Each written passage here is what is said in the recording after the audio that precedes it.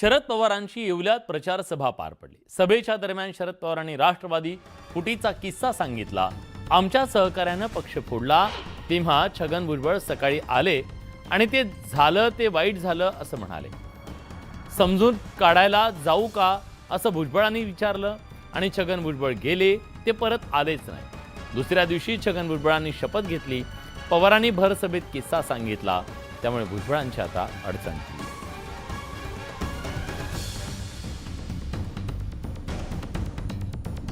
एक दिवशी सकाळी भुजबळ साहेब माझ्याकडे आले आणि ते मला सांगितलं की काय झालं, फार वाईट झालं, काही लोकांनी पक्ष फोडला, आता ते काय करतात याची माहिती घेतली पाहिजे, त्यांची समजूत काढली पाहिजे।